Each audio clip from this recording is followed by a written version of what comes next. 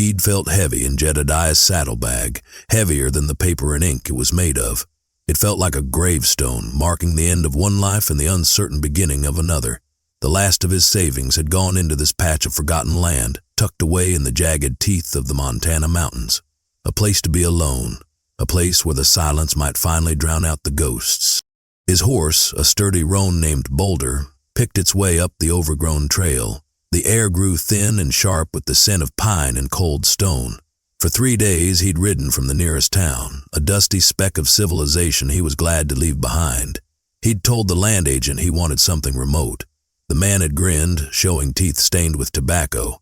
"This place is so remote," he'd said. "God himself would need a map to find it." Perfect. The cabin appeared suddenly, a squat, dark shape nestled in a stand of ancient pines. It was smaller than he remembered, the logs weathered to a silver gray, the stone chimney leaning like a tired old man, a testament to some other soul who'd sought solitude and either found it or failed. Jed swung down from Boulder, his joints groaning in protest. He was a man built of long, hard lines, his face a landscape carved by sun and sorrow. His eyes, the color of a stormy sky, held a permanent weariness. He tied Boulder to a low-hanging branch and approached the cabin. The door, made of rough-hewn planks, hung slightly ajar. He'd have to fix that. He pushed it open, the screech of dry hinges echoing in the profound quiet of the forest. Inside, the air was thick with the dust of years, cold and stagnant. A single room, larger than it looked from the outside. A stone hearth black with ancient soot dominated one wall. A rickety table and 2 chairs stood like skeletons in the center. A crude bed frame was shoved into a corner. Sunlight struggled through a single, grimy window pane, illuminating a galaxy of swirling dust motes. Jedediah dropped his saddlebags on the table with a heavy thud that seemed to be swallowed by the oppressive silence. This was it, his new kingdom, a kingdom of dust and echoes. He ran a hand over his face, the rasp of his stubble loud in his own ears. It was what he wanted, wasn't it? He turned to survey the corner where the bed frame was. It was the darkest part of the room, choked with shadows the weak light couldn't reach. He took a step closer, his boots stirring the thick dust on the floorboards. He'd need to sweep the whole place out before he could even think of sleeping. And then he saw a flicker of movement, so slight he thought it was a trick of the light, a rat scurrying for cover. He froze, every sense honed by years on the range, suddenly screaming in alarm. He wasn't alone. His hand went instinctively to the Colt Peacemaker holstered at his hip. He drew it slowly, the click of the hammer being pulled back, a deafening crack in the silence. "Come out," he said, his voice a low growl, rough from disuse. "Come out now." The shadows didn't answer, but he could feel a presence there, a panicked breathing thing. He could almost smell the fear, sharp and acrid beneath the musty scent of decay. He took another slow, deliberate step. The floorboard beneath his boot let out a long, mournful groan. From the corner came a sound, a choked, terrified gasp. It wasn't a rat. It was human. "I won't ask again," Jedediah said, his voice hard as iron, leveling the barrel of the Colt at the deepest part of the shadow. "Show yourself." The shadows trembled, and then a figure began to resolve itself from the darkness. It rose slowly, unsteadily, like a fawn trying its legs for the first time. First he saw a hand, pale and trembling, gripping the roughed log wall for support. Then a shoulder, covered in what looked like lace. As the figure stepped into a sliver of dusty light, Jedediah's breath caught in his throat. It was a woman, or a girl, it was hard to tell. She was thin to the point of starvation, her face smudged with dirt and streaked with tears.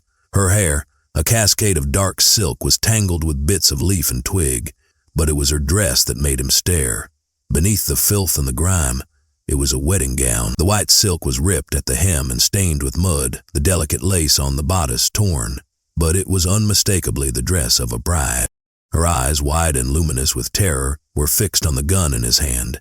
She flinched as if expecting a blow, a small wounded sound escaping her lips. Jedediah stood frozen, the heavy Colt suddenly feeling obscene in his hand. He'd come here seeking escape from the world of men and their troubles. He'd bought a hidden cabin, a fortress of solitude, and inside he had found the world's trouble, personified in a runaway bride. For a long moment, neither of them moved. The only sounds were the woman's ragged, shallow breaths and the frantic thumping of Jedediah's own heart against his ribs. The sight of her, so broken and out of place in this derelict shell of a home, struck a chord of disbelief in him. He slowly, deliberately, lowered the Colt and eased the hammer back into place. He didn't holster it, but let it hang by his side, a silent acknowledgement that the immediate threat he'd perceived had changed into something else entirely, something more complicated. "Who are you?" he asked. His voice was softer now, but still held a serrated edge of suspicion. Squatters were one thing, a woman in a ruined wedding dress was another. She flinched at the sound of his voice, her wide, haunted eyes never leaving his face. She swallowed, and he could see the effort it took. Her lips were cracked and pale. "Please," she whispered, her voice a dry, rasping thing barely audible. "Please, don't send me back." Send her back where? To whom? The questions piled up in his mind. He was a man who prized simple truths and clear lines. This woman was a tangle of mysteries. "I ain't sending you anywhere," he said gruffly. "Not till I know what business you have in my cabin." He emphasized the word "my," letting it hang in the air between them. Her gaze flickered around the desolate room, a flicker of confusion clouding her fear. "Your cabin? Bought it? The deed's in my bag," he said, nodding toward the table. "Now, you want to tell me how you came to be in it?" She hugged herself, her thin arms wrapped around her waist as if holding herself together. "I was running. I saw it from the ridge. It looked empty, abandoned." Her voice hitched. "I didn't think anyone would come." "Folks usually don't," Jedediah admitted. He took a step closer and she shrank back into the corner, a cornered animal. He stopped. "How long you been here?" "2 days," she whispered. "Maybe 3. I don't know." 3 days, in this cold, empty box with no food and no fire? He looked at her more closely. The hollows under her cheekbones were deep. Her skin had a pale, almost translucent quality. She was fading. He holstered his pistol with a decisive snap. The sound made her jump, but he ignored it. He walked to his saddlebags and unbuckled a flap, pulling out a canteen and a small, cloth-wrapped parcel. He uncorked the canteen and held it out to her. "Here." She stared at the canteen as if it were a snake, her eyes filled with distrust. He saw the flicker of desperate thirst warring with her fear. "It's just water," he said, his patience wearing thin. "Take it or leave it." Her hesitation broke. She scurried forward, her movements bird-like and frantic. She snatched the canteen from his hand, her fingers brushing his. Her skin was ice-cold. She drank greedily, water spilling down her chin and onto the soiled bodice of her dress. She coughed, sputtering, but then drank again, slower this time until the canteen was half empty. She handed it back to him, her hand trembling. "Thank you," she murmured, the water having given her voice a little more substance. Jedediah took the canteen and set it on the table. He unwrapped the parcel. Inside was a chunk of hardtack and a piece of dried jerky. It wasn't much, but it was what he had. He broke off a piece of the jerky and held it out. She took it with the same hesitant desperation, her eyes still wary. She nibbled at it like a mouse, her jaw working slowly. The sight was pitiful.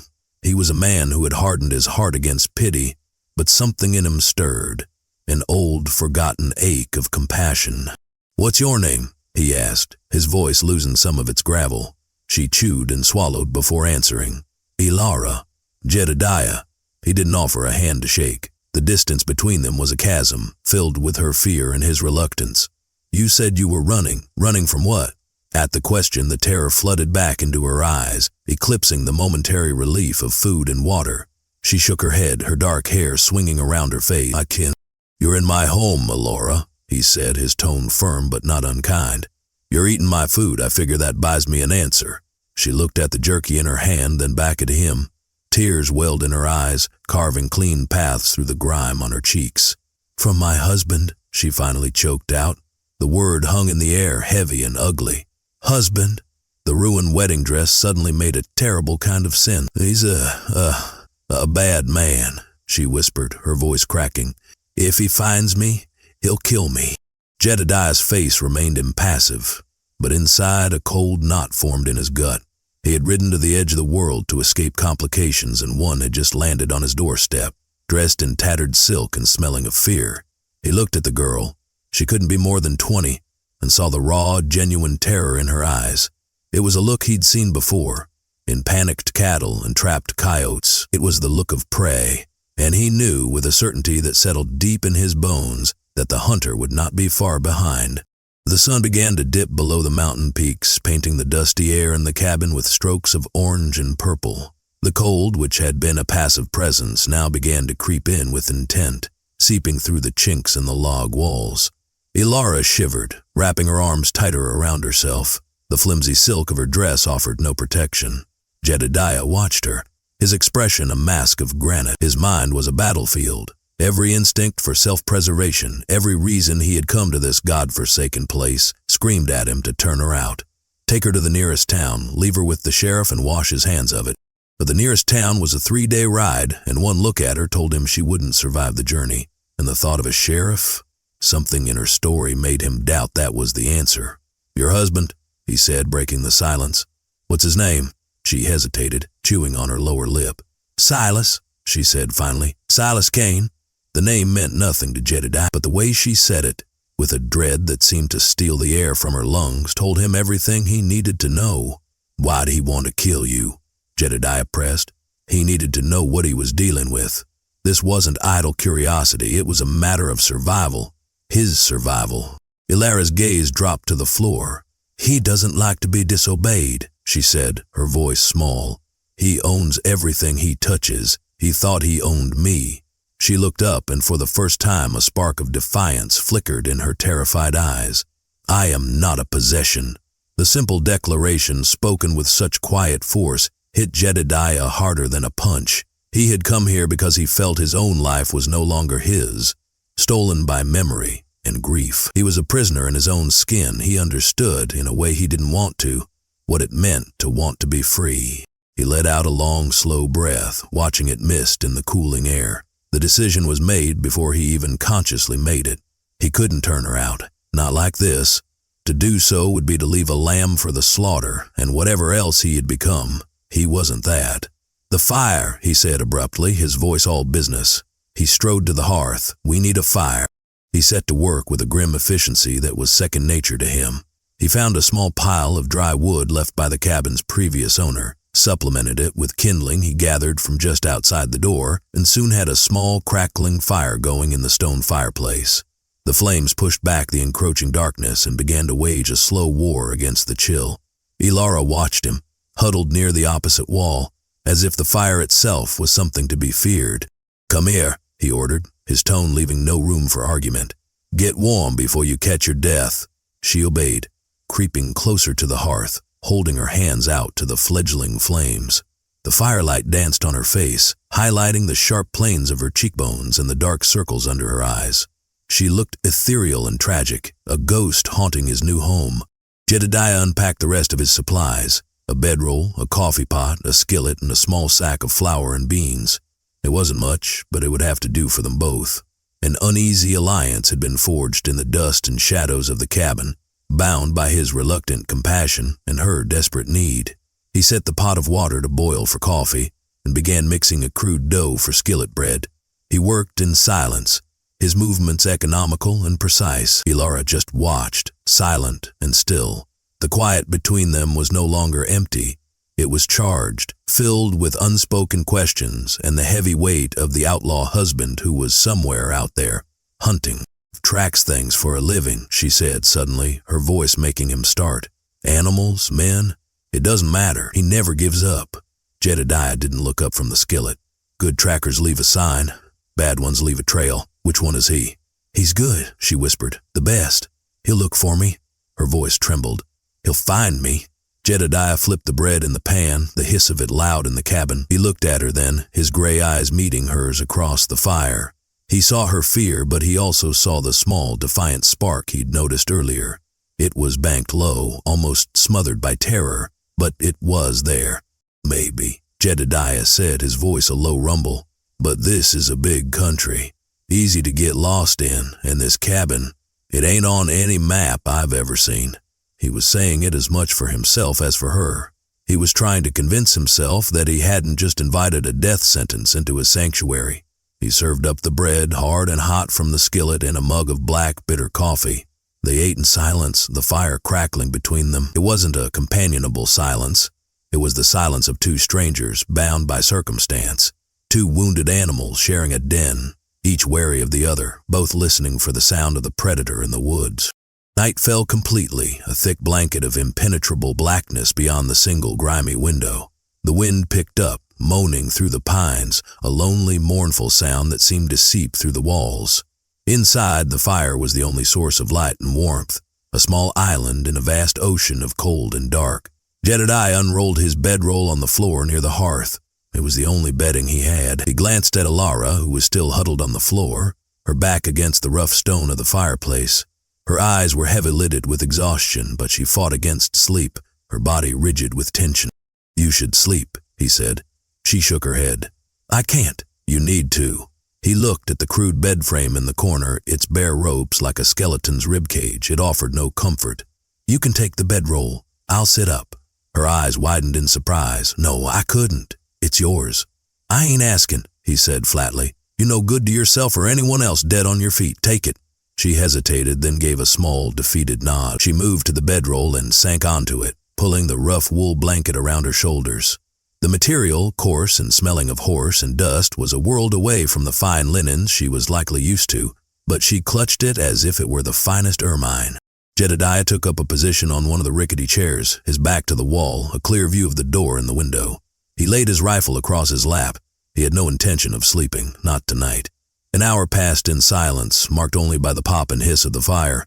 Elara's breathing evened out, deepening into the rhythm of sleep. In the flickering firelight, with the terror momentarily erased from her features, she looked younger, more vulnerable. A deep, racking cough shook her small frame and she whimpered in her sleep, her brow furrowed in a dream-fueled panic. Jedediah's jaw tightened. He had wanted nothing to do with this. He had paid his dues to the world, had lost everything he ever cared about, and had earned his solitude. And yet, here he was, standing guard over a stranger, his sanctuary turned into a sick ward, a fortress. He found his gaze drifting to the door, to the window, listening to the wind, imagining other sounds carried on it, the crunch of a boot on a pine needle, the whinny of a horse, the low murmur of men's voices. Silas Kane. The name was a poison seed planted in his mind. He needed to know more. He needed to understand the man he might have to face. The next morning, the light was gray and weak. Elara was awake when he turned from stoking the embers of the fire back to life. She was sitting up, the blanket clutched to her chest, her eyes watching him. The haunted look was back. "Morning," he grunted, putting the coffee pot on to boil. "A good morning," she replied, her voice still fragile. "Thank you for the bedroll." He just nodded. He poured them both a mug of coffee and handed one to her. She took it in both hands, letting the warmth seep into her frozen fingers.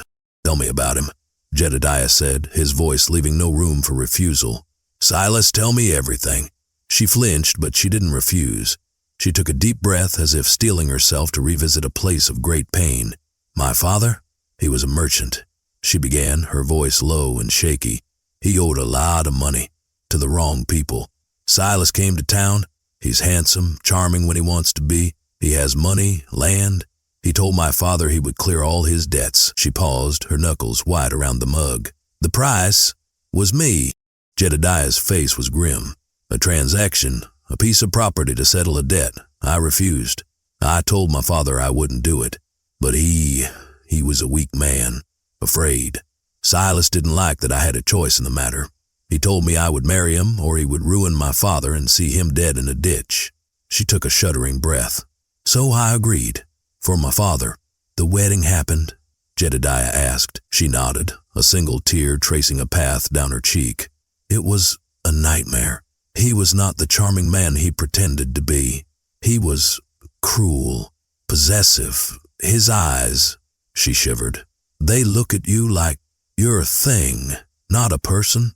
After the ceremony at the reception, he drank too much.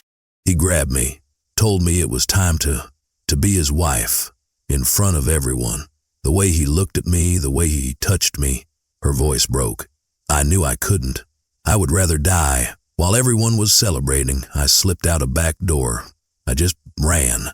I ran until I couldn't run anymore, and I found this place. Jedediah listened, his expression unchanging, but a cold fury was building in his chest. It was an old familiar feeling, the fury of a man who had seen the wicked and the cruel prosper. "Has men," she added, her voice a whisper. "A dozen of them, at least. They do whatever he says. They're as cruel as he is. So not just one man. A gang." Jedediah looked around the small, vulnerable cabin. It wouldn't stand up to a determined assault. His sanctuary was a trap. He had taken in a stray, and now the whole pack of wolves would be coming for her. For them. He stood up and walked to the door, opening it a crack and peering out into the cold morning light. The forest was still and silent, but it didn't feel peaceful anymore. It felt watchful. He closed the door. He turned to face Elara. The fear in her eyes was a mirror of the grim reality he was now facing. He had a choice. He could still try to get her away, try to save his own skin, or he could stand his ground. He looked at her, so small and broken, yet with that stubborn spark of defiance. "I am not a possession." He had run from his own ghosts for years. Maybe it was time to stop running. Maybe it was time to face someone else's. The days that followed settled into a tense, fragile routine. An unspoken agreement had been struck. Elara would stay, and Jedediah would protect her. For how long and against what remained a terrifyingly open question. Jedediah became a man of constant, quiet motion. He spent the daylight hours fortifying their precarious existence. He patched the chinks in the cabin walls with a mixture of mud and moss, sealing them against the biting wind. He repaired the broken hinge on the door and fashioned a heavy wooden bar to brace it from the inside. He cleaned his rifle and his Colt until they gleamed, methodically checking his limited supply of ammunition. Each task was performed with a grim, focused intensity, a way of channeling his anxiety into practical action. Elara, for her part, began to slowly emerge from her shell of terror. She shed the ruined wedding dress, a symbolic casting off of her past. Jedediah had given her a spare shirt and a pair of trousers that were far too big, which she cinched at the waist with a piece of rope. The simple, rough, spun clothes seemed to ground her, to make her less of a ghostly apparition and more of a woman of flesh and blood. She took over the domestic tasks within their small world. She swept the floor until the packed earth was clean. She learned to cook beans and skillet bread over the fire, and she kept the cabin as tidy as a monk's cell. They were small acts, but they were an assertion of life, of order, in a place that had been ruled by decay. They spoke little, but a language of gestures and shared glances began to develop between them. The way he would leave a pile of firewood by the door each evening. The way she would have a hot mug of coffee waiting for him when he came inside. It was a partnership born of necessity, but something deeper was taking root in the thin soil of their shared predicament. One afternoon, as Jedediah was splitting wood, the rhythmic thud of his axe the only sound in the clearing, Elara came to stand in the doorway. She watched him for a long time, the set of his shoulders, the powerful swing of the axe, the way his eyes constantly scanned the tree line. "You're good at this," she said, her voice quiet. "Surviving." Jedediah paused, resting the axe head on the chopping block. He wiped a sheen of sweat from his brow with the back of his forearm. "Had to be." "Why did you come here?" she asked, the question she had clearly wanted to ask for days. "To a place like this? So far from everything?" He was silent for a long moment, his gaze distant. The mask of the hardened rancher slipped, and for a second she saw a profound sadness in his eyes, a grief so deep it looked like a permanent part of him. "I had a wife," he said, his voice low and rough, "and a daughter. We had a ranch, down in the valley. It was good." The word felt inadequate, a pale shadow of the memory. There was a fever. It took them both. In the space of a week, he stared at the axe in his hand, as if seeing the past in its polished steel. "After they were gone, the silence in that house was, loud. Every room was full of them, full of what I'd lost. I couldn't breathe, so I sold it all, and I came here, looking for a different kind of silence." Elara's heart ached for him. She saw him then, not as a grim, intimidating stranger, but as a man as broken as she was, hiding from a past that haunted him. He was a lonely rancher, just as the title promised. His solitude wasn't a preference, it was a wound. "I'm sorry," she whispered. I've brought the world back to your door. I've ruined your silence." He looked up at her and his gaze was intense.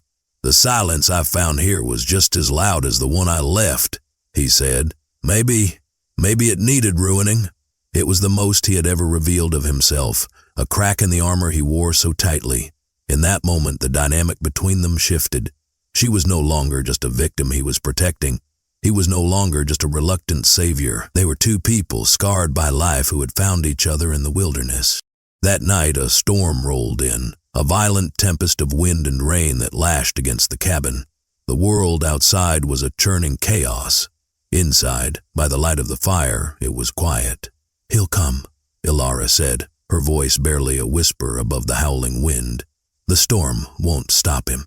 Jedediah was cleaning his rifle, his hands moving with practiced ease. He didn't look up. "Let him come." His voice was steady, calm. It held no bravado, only a quiet, resolute finality. Elara looked at him, at his strong hands, at the grim determination etched on his face. She thought of Silas, of his cruel smile and his possessive rage. The fear was still there, a cold knot in her stomach, but for the first time it was joined by something else, a flicker of hope. She looked at this lonely, grieving man who had taken her in, this man who had his own ghosts to fight, and she realized he had already made a promise, not with words, but with every action he had taken since she'd stumbled into his life. He had barred the door, he had given her his food, he had shared his painful past, he had chosen to stand between her and the coming storm. He had vowed, in his own silent way, to protect her. The storm passed, leaving the world washed clean and dripping. The air was sharp and cold, and the forest floor was a carpet of damp pine needles. The quiet that followed was different, heavier. It felt like the held breath before a scream. Jedediah knew they couldn't stay hidden in the cabin forever. Their supplies were finite, and Silas Kane's patience was not. He had to know the lay of the land, to see if there were any signs of Kane's approach. "I'm going out," he announced the next morning. "A scout. I need to check the ridges." Fear flared in Elara's eyes. "Don't leave me here alone." "You'll be safer in here than out there with me," he said, his tone firm. "Bar the door behind me. Don't open it for any reason, not unless you hear me give 3 quick knocks, a pause, then 2 more. You understand?" She nodded, her lips pressed into a thin white line. "Don't light a fire. No smoke," he continued, his voice a low command. "Stay away from the window. If you hear anything at all, get in that dark corner where I found you and don't make a sound." He checked his Colt, slung his rifle over his shoulder, and took a small amount of jerky. He met her gaze, and for a moment the commander softened. "I'll be back before sundown," he said. It was a promise. She watched him go, his tall frame disappearing into the dense, wet woods. The sound of the heavy bar sliding into place on the door was a note of finality. She was alone, truly alone. The silence of the cabin pressed in on her, no longer a shared space but an empty one. "Al!" She pulled a gun. The silence of the cabin pressed in on her, no longer a shared space but an empty one. Every creak of the logs, every drip of water from the eaves was magnified into a potential threat. Meanwhile, Jedediah moved through the forest with the silent grace of a predator. He avoided the game trails, sticking to the thick underbrush, his eyes scanning every shadow, every broken twig. He climbed to a high ridge that overlooked the valley from which he had come, the only feasible approach to the cabin. He lay on his stomach behind a granite outcrop, pulling a small spyglass from his coat. For hours he watched, his body motionless, his patience absolute. The valley below was a tapestry of green and brown, empty and peaceful. Nothing. He felt a small measure of relief, but it was fleeting. A man like Kane wouldn't ride up the middle of a valley in broad daylight. He shifted his position, moving further along the ridge to a point that gave him a view of the more rugged, less traveled eastern approach. He raised the spyglass again, sweeping it slowly across the landscape, and then he saw them. They were far off, mere specks against the distant terrain. But even at this range, they were unmistakable. A group of riders, maybe 5 or 6 of them, moving not with the easy gait of travelers, but with the purposeful, searching pace of hunters. They were fanned out, their heads constantly turning, examining the ground. A cold dread settled in Jedediah's stomach. It was them. It had to be. He watched them for a long time, tracking their progress. They were methodical. They were thorough. They were moving slowly, but they were moving in the right general direction. Elara was right. Her husband was good, but he was also predictable. He was searching the lower elevations, the more logical places to find shelter. He hadn't yet thought to look this high, this deep into the wilderness. Jedediah had a lead, but it wouldn't last. A few days, maybe a week, before their search grid expanded to include this forgotten corner of the mountains. The knowledge was a spur. He had to get back. He had to prepare. The sanctuary had been breached, at least in proximity. The enemy was no longer a ghost story told by a frightened woman. They were flesh and blood, armed and drawing closer with every passing hour. He scrambled back down the ridge, moving quickly but carefully. His mind raced, calculating odds, planning defenses. The cabin was a poor excuse for a fort, but it was all they had. It had one door, one window. Defendable if you knew what you were doing, but against 6 men, the odds were long.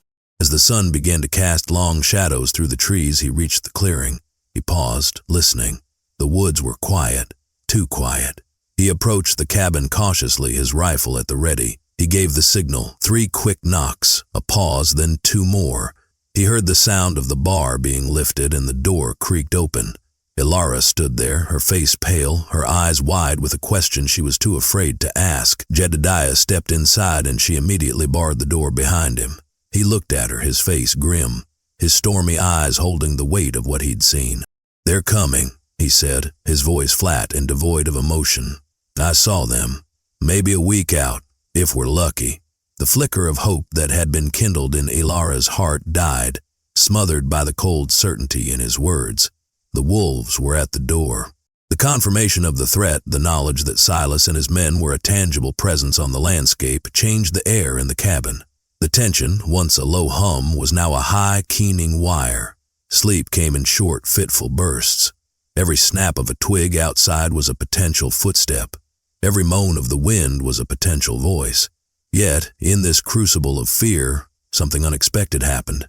The walls between Jedediah and Elara, already weakened, crumbled completely. Their shared danger became a forge, burning away the last of their reticence and suspicion, leaving only a raw, desperate reliance on one another. One evening, as they sat by the fire, the silence stretching between them, Elara spoke. "What will we do?" she asked, her voice small against the vastness of their problem. Jedediah didn't offer false assurances. He was not a man for lies, pretty or otherwise.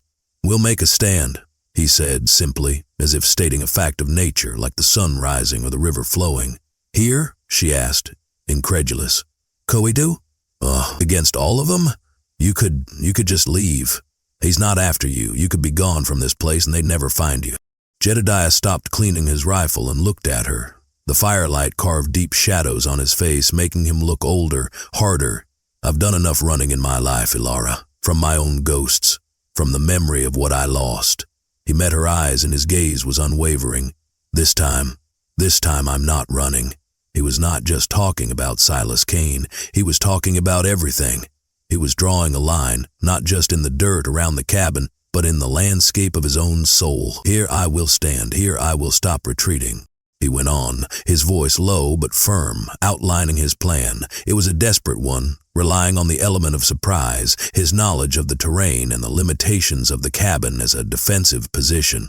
He spoke of fields of fire, of how to use the single window to their advantage, of how to barricade the door more effectively. He spoke like a soldier planning a defense.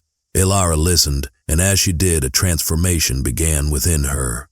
The terror was still there, a cold stone in her gut, but it was being crowded out by his resolve.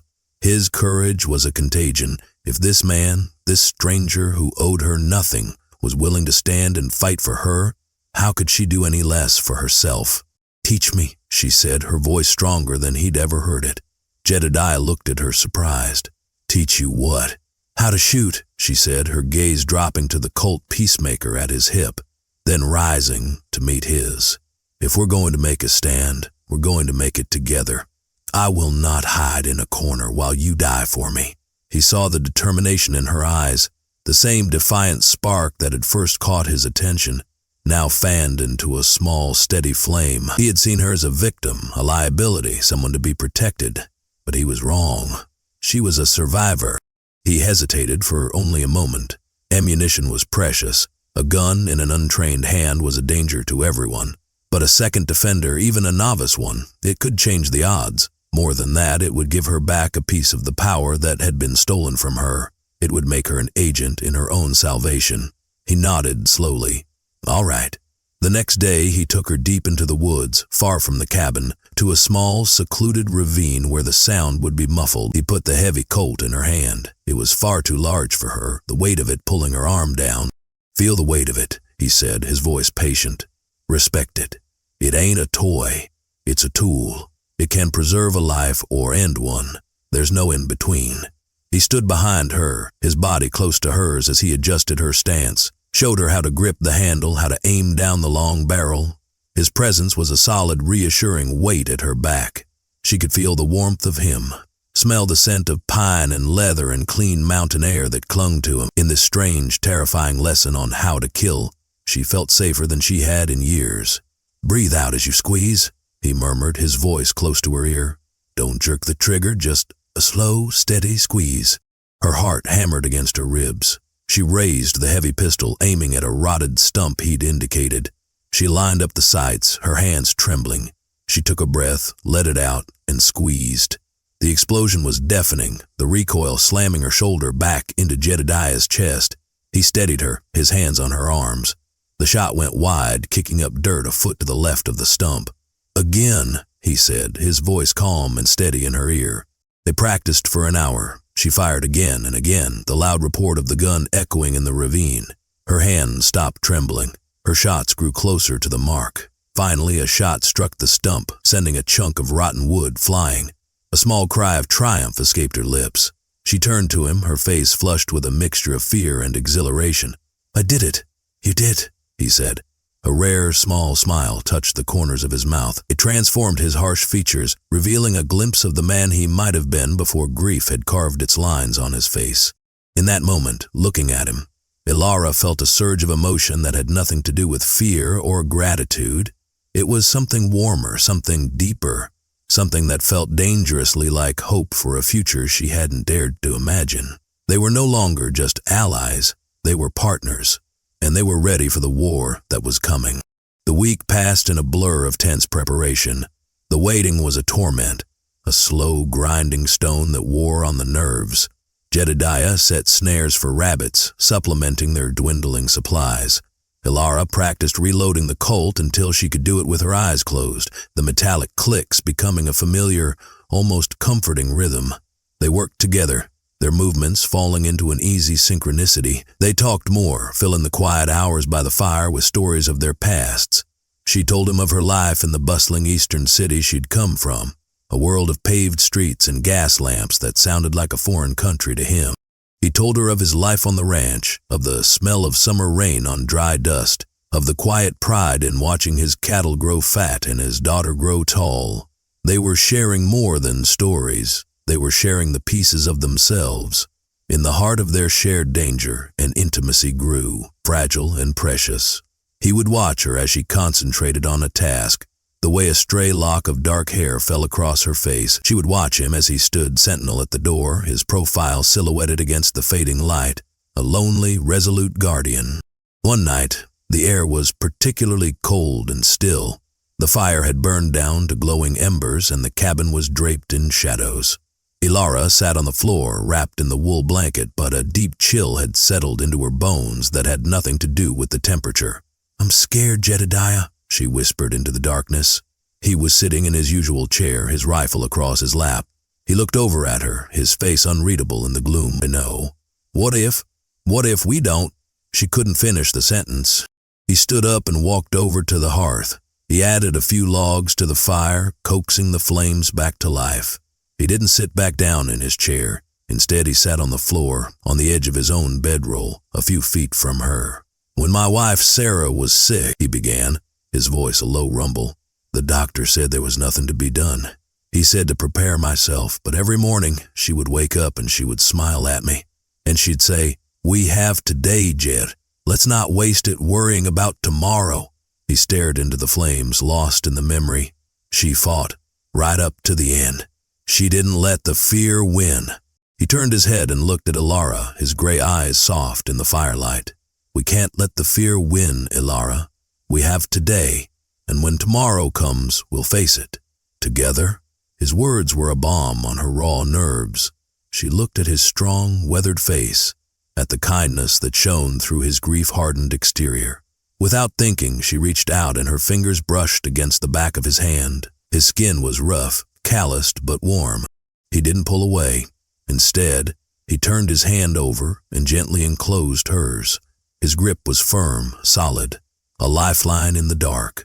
They sat like that for a long time, in silence, their hands clasped together, the fire crackling before them. It was a simple touch, but it was more intimate than any kiss. It was an anchor, a promise that whatever came, they were not alone. The next day, it happened. Jedediah was outside, checking the perimeter when he heard it. The distant faint sound of a horse's whinny carried on the wind. It was careless, it was close. He sprinted back to the cabin, his heart pounding. "Inside," he hissed at Elara, who was standing in the doorway. "They're here." Panic, cold and sharp, lanced through her, but she didn't freeze. She scrambled inside, her training taking over. She grabbed the Colt, her hand surprisingly steady. Jedediah slammed the door and dropped the heavy bar into place. He moved to the small, grimy window, peering through a crack at the edge. He saw them then, emerging from the tree line into their small clearing. 6 of them. One man, clearly the leader, sat on a fine black stallion. He was handsome in a cruel, predatory way, with a neatly trimmed beard and cold, arrogant eyes. Even from a distance, Jedediah could feel the menace radiating from him. "Is it him?" Jedediah asked, not taking his eyes off the man. Elara crept to his side, her breath catching in her throat. She peered through the crack. "Yes," she whispered, her voice trembling. "That's Silas." Silas Kane dismounted with a fluid, arrogant grace. He surveyed the cabin as if it were a bug he was about to squash, a faint, contemptuous smile playing on his lips. His men fanned out, their rifles held loosely but ready, their eyes scanning the silent log structure. "Elara!" Silas's voice boomed across the clearing, rich and commanding, yet laced with a chilling possessiveness. "My darling, I know you're in there. This game has gone on long enough. Come out now, and I might be convinced to forgive your foolishness." Inside, Elara flinched as if struck. The sound of his voice was a physical violation, bringing back a flood of fear and revulsion. Her knuckles were white where she gripped the Colt. Jedediah put a steadying hand on her shoulder. "Stay calm," he murmured. "He wants you scared.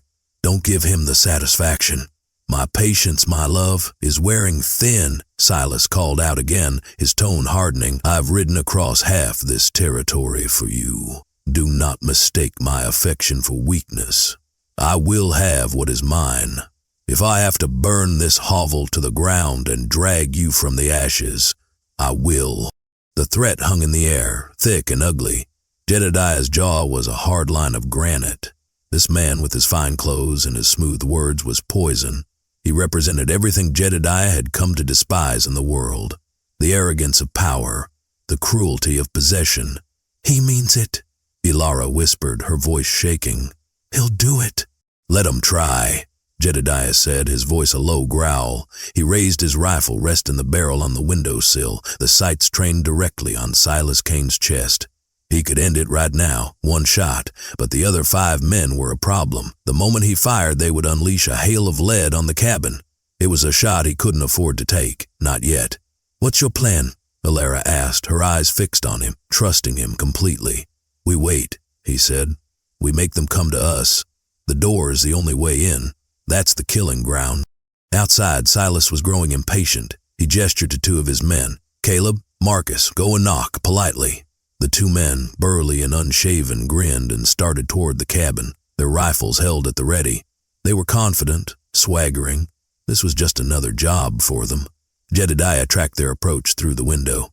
"They're coming for the door," he said to Elara. "Stay here. Keep the pistol on the window. If anyone but me comes through it, you shoot." He moved away from the window, pressing his back against the log wall next to the door. He held his rifle at his side, his body coiled like a spring. He was a shadow in the dim interior, invisible to anyone outside. The footsteps grew louder, crunching on the dirt just outside. Then a massive thud slammed against the door, shaking the entire cabin. It wasn't a knock. It was a kick. "Open up, lil' bride," one of them shouted, followed by a coarse laugh.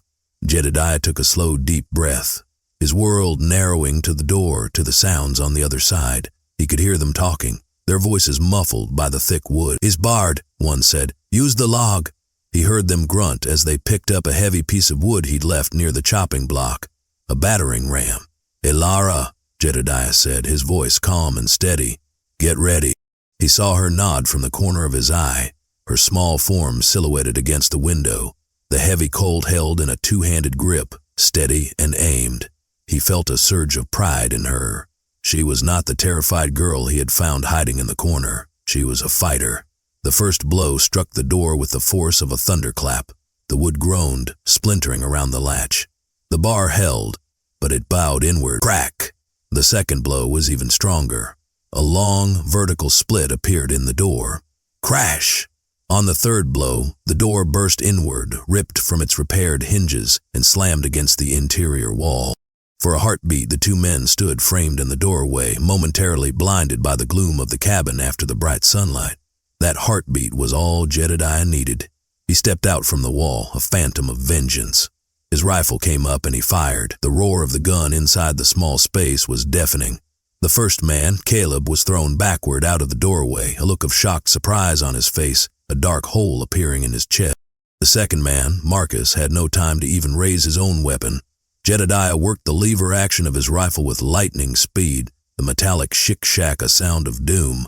He fired again. The second man staggered, dropping his rifle, and collapsed in the doorway, half in and half out of the cabin. It had taken less than 5 seconds. 2 men down. Outside, Silas Kane's face was a mask of fury. "Get him!" he roared. Gunfire erupted from the remaining 3 men, bullets thudding into the log walls around the doorway, sending splinters flying. Jedediah was already moving, diving for cover behind the heavy overturned table. The fight for the lonely cabin, for their lives, had begun. The cabin became a maelstrom of noise and violence. Bullets tore through the open doorway, thudding into the back wall, chewing splinters from the rough-hewn table Jedediah used as cover. The air was thick with the acrid smell of gunpowder. "Stay down!" Jedediah yelled to Elara. She was crouched below the window, the Colt held tight, her face pale but resolute. Outside, Silas Kane's voice cut through the gunfire, filled with rage. "He's just one man. Rush him. I want him dead, and I want her alive." One of his men, a lanky youth with more bravado than sense, took him at his word. He charged the doorway, firing his pistol wildly into the cabin's interior. Jedediah, peering over the edge of the table, drew a bead and fired his rifle. The shot was true. The young outlaw cried out and fell, clutching his leg, scrambling back out of the line of fire. "Hold your positions, you fools!" Silas bellowed, his strategy shifting. He was a hunter, not a brawler. He preferred to let his hounds do the work, but his hounds were proving ineffective. "Pin him down! Don't let him get a clean shot!" A steady rhythm of suppressive fire began, bullets peppering the front of the cabin, making it impossible for Jedediah to risk a look over his cover. He was trapped. They couldn't stay there forever. Sooner or later, Silas would get impatient and try to burn them out as he'd threatened. "Elara," Jedediah said, his voice low and urgent. "The window. Can you see anything?" She risked a quick glance, 2 of them taking cover behind the trees. Silas is further back by the horses. "All right," Jedediah said, his mind racing. "I'm going to draw their fire to the door. When I do, I need you to shoot. Don't try to aim for a man, just the flash of their guns. Understand? Make them think we're 2 riflemen. Keep their heads down." "Yes," she said, her voice steady. "On my count. 3, 2, 1, now!" Jedediah shoved the barrel of his rifle over the top of the table and fired 2 quick shots into the trees opposite. Immediately, 2 rifles answered, their fire concentrated on his position. In that instant, Elara rose to a crouch at the window. She saw the muzzle flash from behind a thick pine. She steadied the heavy Colt, just as Jedediah had taught her, and squeezed the trigger. The pistol bucked in her hands, but her shot was close enough. It slammed into the tree trunk just inches from the outlaw's head.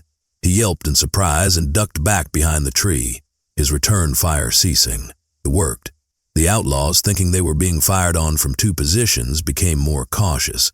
The hail of bullets lessened to sporadic aimed shots. It had bought them time. "Good girl," Jedediah breathed, a grim smile on his face. "Keep doing that. Make every shot count." The standoff continued for what felt like an eternity. A deadly conversation spoken in gunpowder and lead. A shot from Jedediah's rifle answered by 2 from the trees. A blast from Elara's Colt, silencing one of them for a precious few seconds. But Jedediah knew it was a losing battle. He was counting his cartridges. He was running low. Silas had all the time in the world. He had to change the equation. "Elara, listen to me," he said during a lull in the shooting. "I'm going out." "What?" she cried, her eyes wide with alarm. "No, they'll kill you." "They'll kill us both if I stay in here," he said, his voice hard with certainty. "They're expecting me to hide. They're not expecting me to attack." He pointed to the back wall of the cabin. "There's a loose log near the floor, behind the bed frame. The old-timer who built this place must have used it to pass firewood through. I saw it when I was chinking the walls. It's a long shot, but I might be able to get out without them seeing." It was an insane risk, but it was their only chance. "What do I do?" she asked, her voice trembling but not breaking. "You keep their attention," he said. He handed her his rifle. "You know how this works. Fire a shot every 30 seconds or so. Move between the window and the door. Make them think I'm still in here. Can you do that?" She looked at the heavy rifle, then back at his determined face. She nodded, her jaw set. "I can." "Don't stop until you hear my signal," he said. He didn't tell her what the signal would be. He didn't want to think about the possibility that it would never come.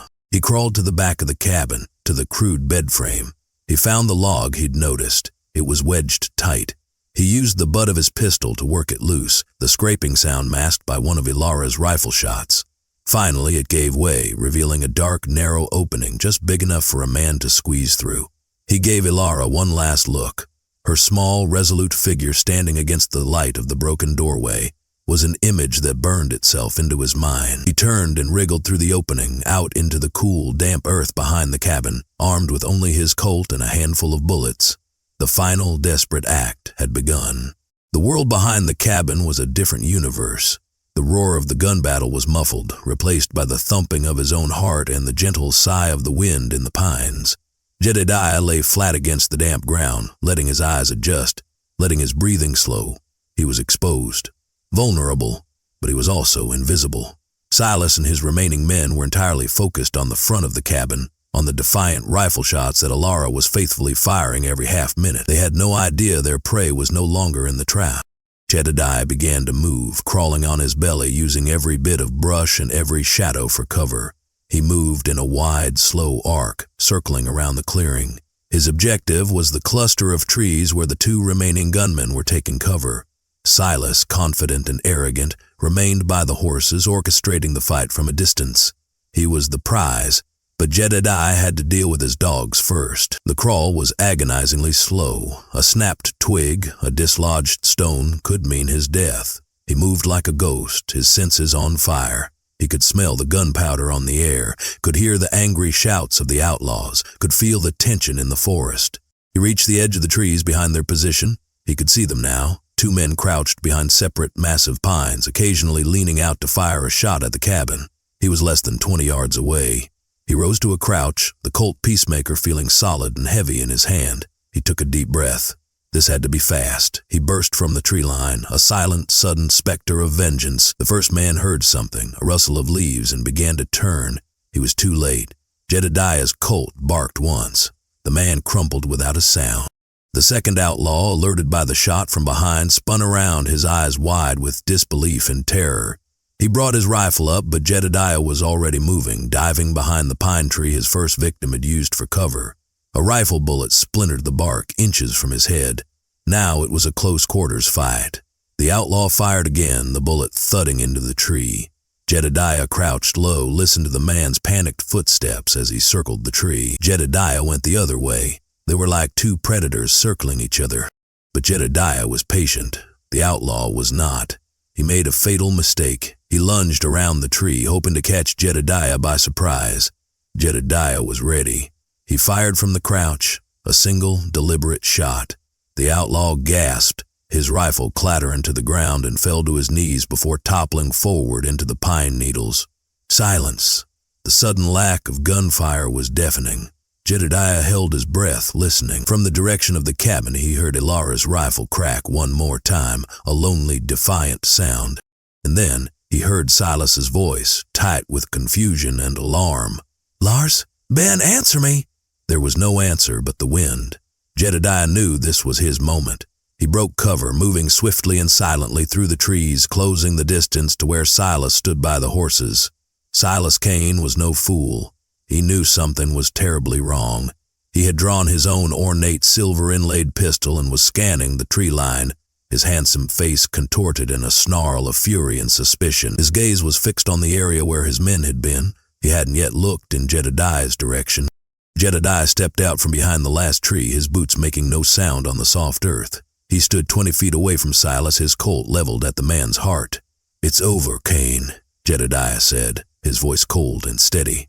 Silas spun around, his eyes widening in shock as he saw Jedediah standing there, alive and unharmed.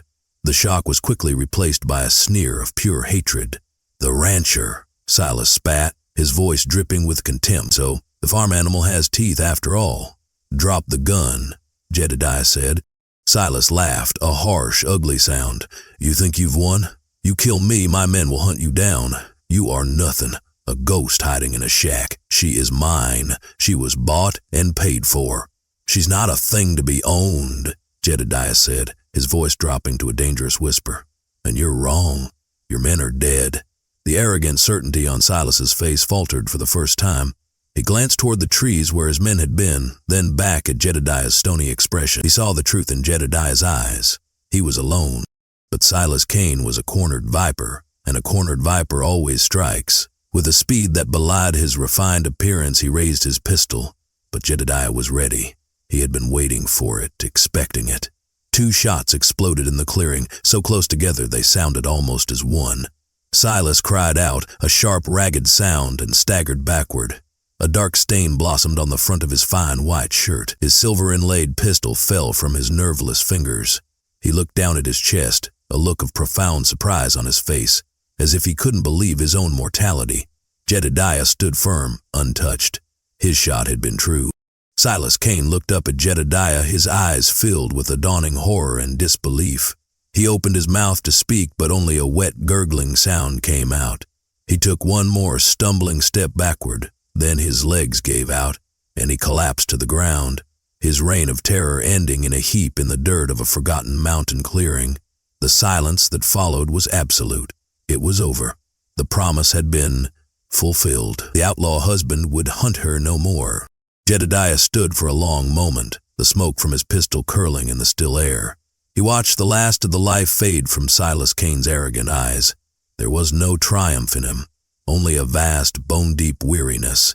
He had faced death and delivered it, and the act had cost him a piece of his own soul, a piece he had willingly paid.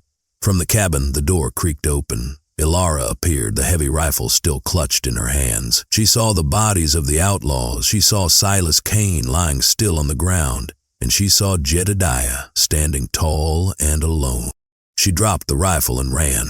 She didn't stop until she reached him, her arms wrapping around his waist, her face buried in his chest. A storm of sobs broke from her, the pent-up fear and tension and horror of the past weeks finally released in a cleansing flood.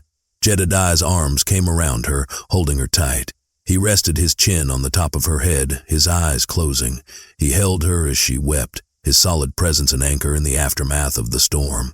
He had stood between her and the darkness, and he had not broken. They stood like that for a long time as the sun began to set, casting a golden, forgiving light over the grim tableau. The world was quiet again, but this silence was different. It wasn't the empty, lonely silence of before. It was a silence of peace, of safety, of a future that had, against all odds, been secured. They had a grim task ahead of them, burying the dead. They worked together, wordlessly, a shared, somber duty. They gave the outlaws shallow graves deep in the woods, away from the cabin. For Silas, Jedediah found a remote rocky patch of ground, marking it with a simple pile of stones. No name, no honor, just an ending. When it was done, they returned to the cabin. It was scarred, the door shattered, the walls pocked with bullet holes, but it was their home. They cleaned up the debris, swept away the splinters, and when night fell, Jedediah built a roaring fire in the hearth. He looked at Elara, who was sitting on the floor, her face washed clean, her eyes weary but clear. The haunted, terrified look was gone, replaced by a quiet strength he had never seen before. "It's over," he said softly. She nodded, a small, tremulous smile touching her lips. "Because of you." "Because of us," he corrected. "You were brave, Elara. Braver than you know." He sat down on the floor beside her, not in his chair, not on his bedroll, but next to her. The space between them had vanished. He reached out and took her hand, his calloused fingers lacing through hers. "What now?" she whispered, her gaze searching his. Jedediah looked around the battered cabin. He had come here to be alone, to hide from the world in a tomb of his own making. But this woman, this runaway bride, had brought life back into the dead spaces of his heart. She had ruined his solitude, and in doing so, she had saved him from it. The lonely rancher was no longer lonely. "Now," he said, his voice full of a feeling he hadn't known in years, "we build. We fix the door. We plant a garden. We make this place a home." He squeezed her hand, his gray eyes, once so full of storm and sorrow, now holding the clear, steady light of a new dawn. Together. Elara's smile widened, a true, radiant smile that lit up her whole face. She leaned her head against his shoulder, her journey finally at its end. She had run from a monster and found a protector. She had fled a prison and found a home. In the heart of the unforgiving wilderness, in a hidden cabin bought by a lonely man, two broken souls had found their beginning. The ghosts of the past had been exorcised by the promise of a future they would build, log by log, day by day, together.